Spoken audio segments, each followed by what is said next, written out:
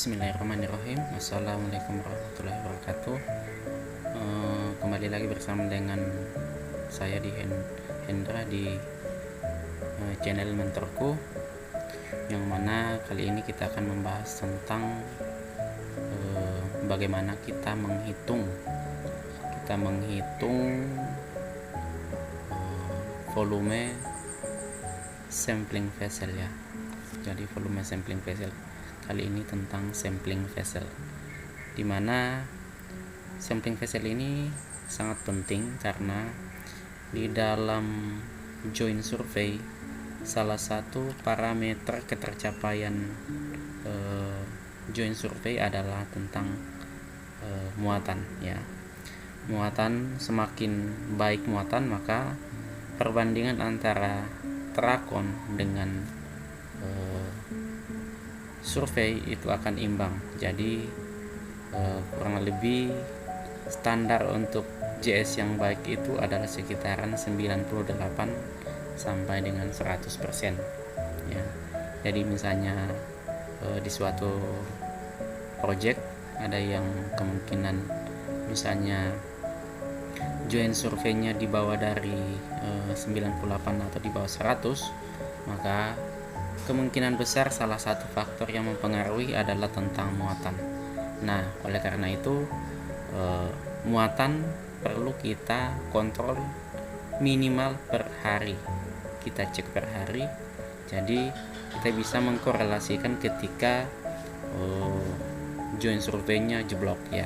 Kurang lebih seperti itu. Nah, kali ini kita akan menghitung bagaimana cara untuk menghitung volume sampling vessel di suatu tempat ya. Oke, langsung saja kita masuk ke aplikasi Mindscape. Kita langsung aja ke Mindscape ya. Kemudian kita buat desain file ya. Kita buat desain file. Kita kasih nama sampling ya. Kemudian itu oke.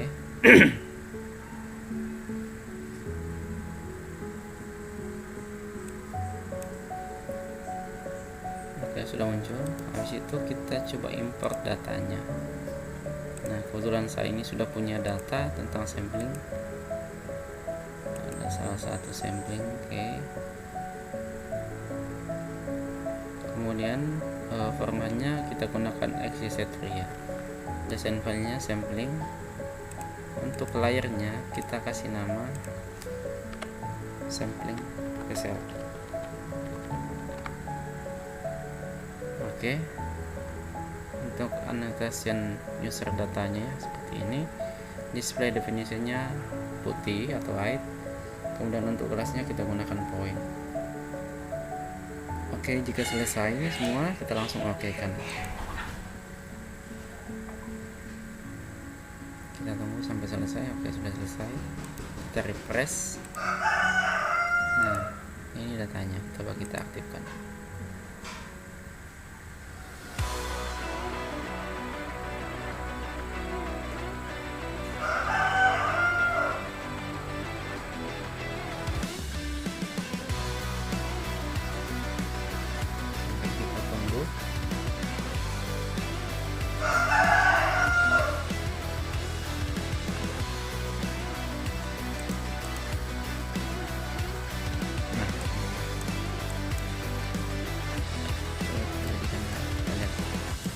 Tumpukannya seperti ini.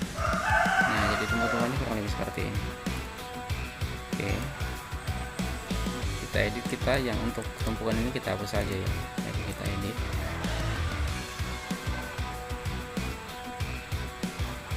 Nah, untuk tumpukan ini kita hapus saja.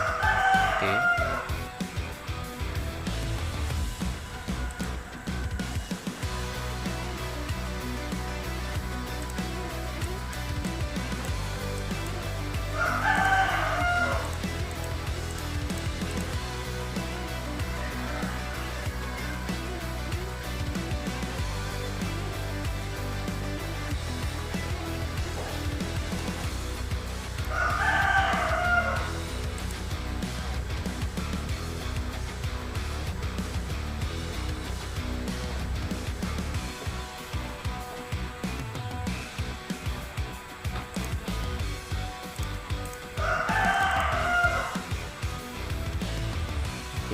sudah terhapus, kita hapus saja.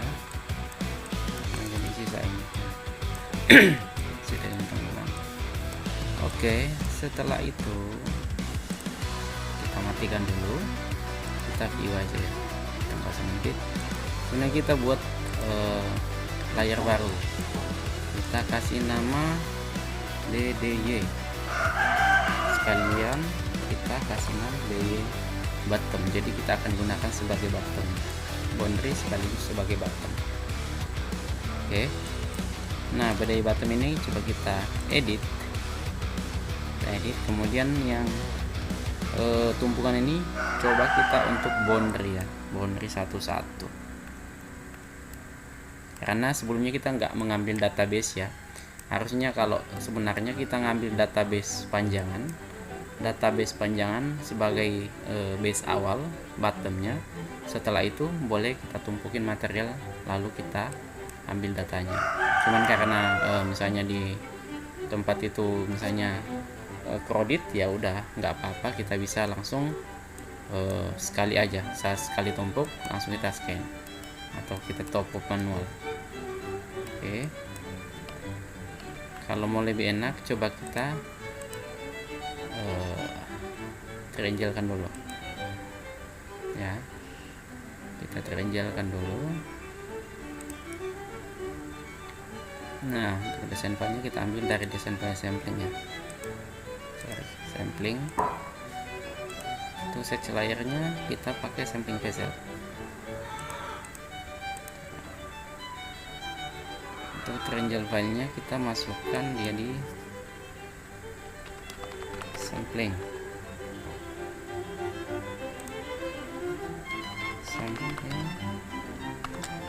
bezel. Oke, untuk display definisinya kita tentukan aja option. Oke, aman. Setelah itu kita oke. Jadi sebelum kita ini kita boundary untuk posisi bottomnya, kita triangle dulu biar lebih mudah melihat perbedaan ininya, jadi konturnya lebih kelihatan ya. Oke, nah coba kita lihat sudah selesai sampling bezel. Coba kita aktifkan. Nah, jadi ketika habis di triangle maka tumpukannya akan jauh lebih kelihatan ya, jauh lebih kelihatan. Oke, jauh lebih kelihatan. Atau kalau teman-teman pengen lebih jelasnya lagi, semakin jelas, dari triangle tadi kita konturkan dulu. Nah, kita ambil dari triangle filenya tadi apa? Kita pakai sampling ya, sampling, kemudian set layernya sampling bezel. Oke, untuk outputnya kita masukkan aja di sampling biar nggak kepisah-pisah ya. Kita masukkan di sampling. Kemudian untuk layernya kita CNT, jadi sampling bezel contour. Oke, untuk interval konturnya kita gunakan 0,5. Karena kalau frekuensinya nggak apa-apa, tetapi 5. Kemudian domain nggak usah, limit nggak usah diacak-acak, biarkan aja. Oke. Nah, ini aja kalau teman-teman pengen untuk membedakan kontur mayor dan kontur minornya ya. Bisa dirubah di sini. Misalnya kontur mayornya kita gunakan gray, kita cari gray.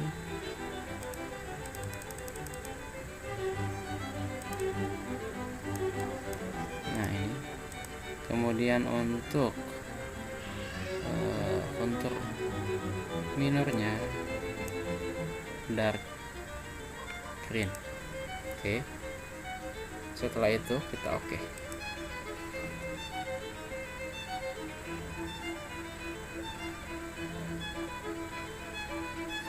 Sambil kita tunggu sampai konturnya selesai. Oke, udah selesai, ini sudah ada. Nah, coba kita klik, kita aktifkan. Nah, maka akan seperti ini. Coba kita matikan data ini, kurang lebih seperti ini ya teman-teman ya. Oke, ini untuk interval kontur 0,5 ya. Kalau pengen teman-teman lebih rapat lagi, coba kita ulang, lebih rapat lagi, kita gunakan 0,1 ya. Soalnya kan titiknya dikit aja, jadi kita gunakan 0,1. Setelah itu kita langsung oke kan. Oke, sudah selesai. Coba kita cek, maka dia akan lebih rapat lagi ya.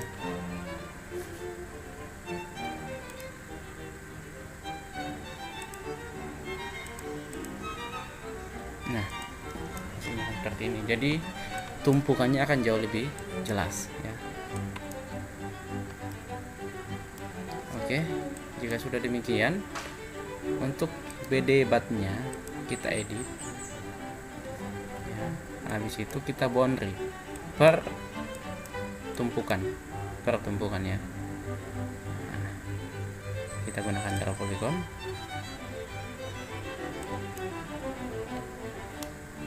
Habis itu kita snap ya, kita boundary kan. Jarang-jarang nggak apa-apa teman-teman, santai aja nggak.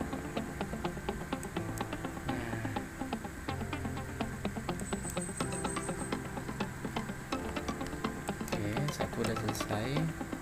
Jadi kurang lebih seperti ini ya. Jadi teman-teman tinggal hanya punya data seperti ini, data sampling mau lewat manual pickupan TS, mau menggunakan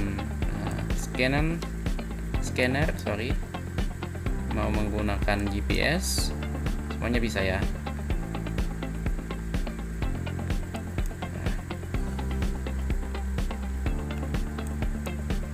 Semuanya.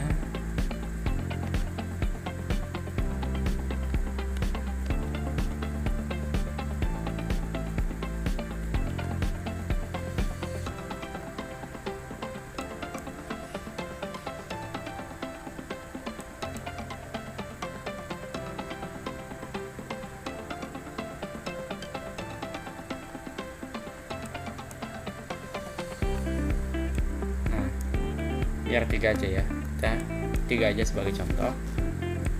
Oke, 3 aja sebagai contoh. Setelah itu coba kita matikan. Nah, kita matikan yang ini. Setelah itu, nah tadi kan untuk topnya kita sudah punya ya, kita sudah punya yang sampling vessel ini. Kita tadi udah triangle itu sebagai topnya, jadi topnya kita sudah punya. Nah, coba saya lihat ya topnya. Ini udah aja di top, triangle ini udah jadi top. Nah, sekarang kita sisa buat untuk bottomnya. Jadi kita harus punya 2 surface agar bisa kita menghitung volumenya. Oke, kita langsung ke model triangle design. Nah, sama desain inputnya dari sampling, kemudian kita pakai bot ya, body botnya. Kemudian untuk triangle nya sampling, kemudian search layernya kita gunakan body bot. Oke, kalau mau dibedakan bisa apple green, bisa sembarang teman-teman sesuai kesukaannya.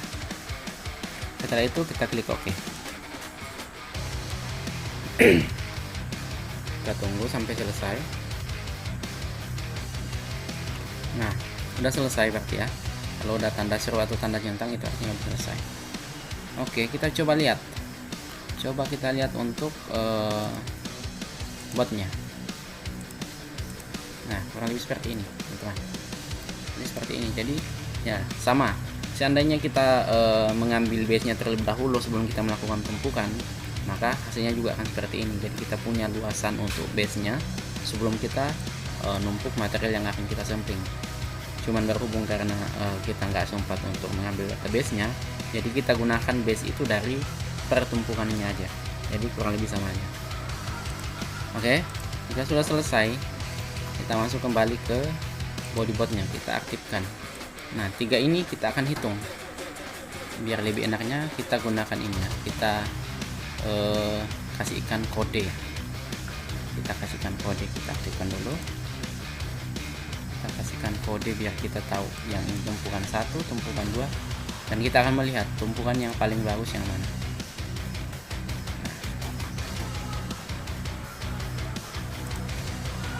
Kita kasih kode aja A, B, dan C. Juga aja A, sorry, A. Oke, ini kita tinggal pindah aja ya. Kita tinggal pindahkan aja, copy. Nah, kita tinggal ganti namanya. Ini kita ganti dengan B.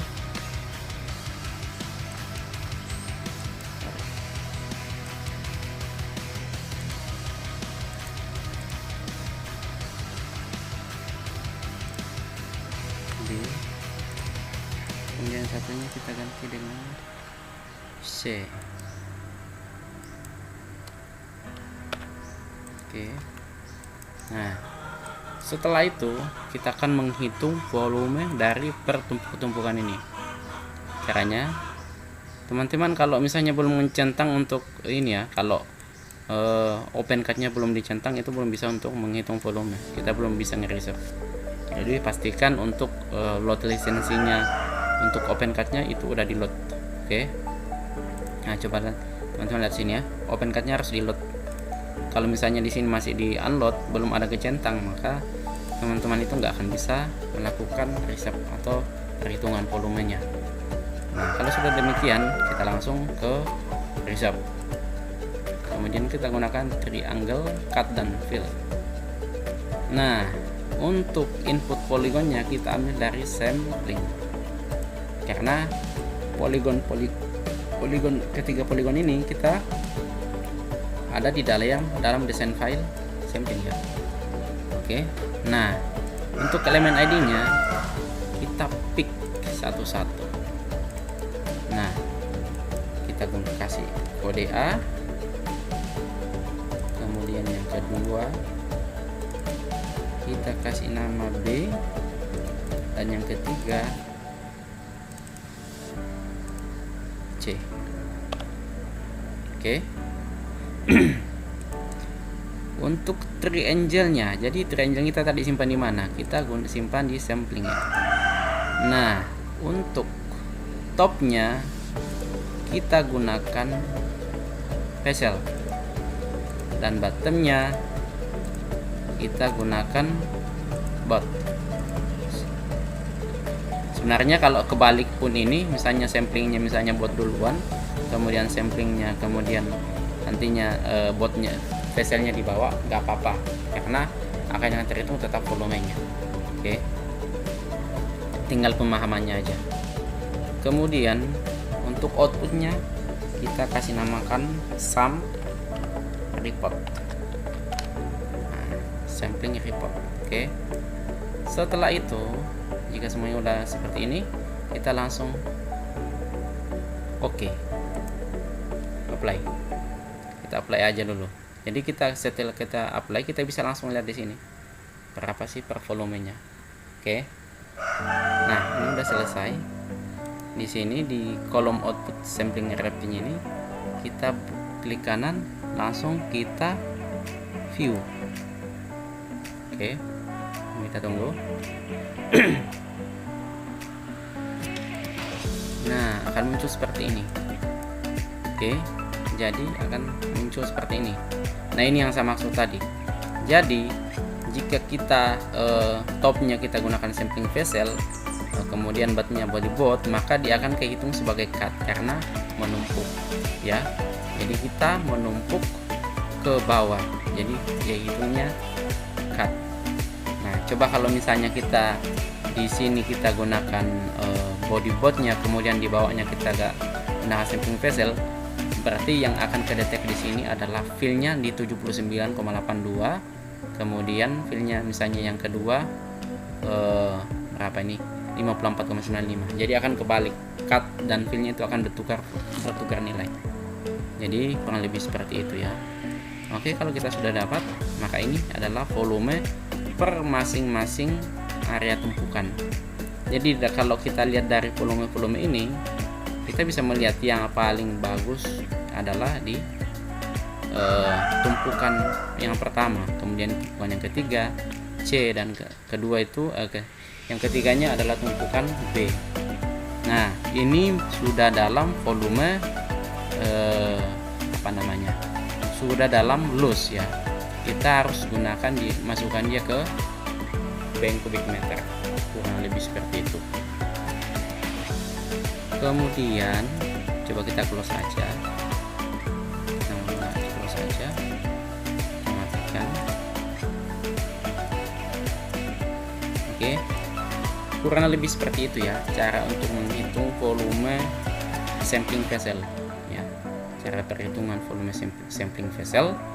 Jadi caranya simple, yang penting teman-teman bisa paham mana botnya, mana topnya. Kemudian kalau misalnya teman-teman nggak punya database botnya sebelum dilakukan penumpukan, ya alternatifnya seperti itu tadi, kita gunakan boundary dari pertumpukan. Oke, kurang lebih seperti itu yang boleh saya sampaikan kepada teman-teman sekalian.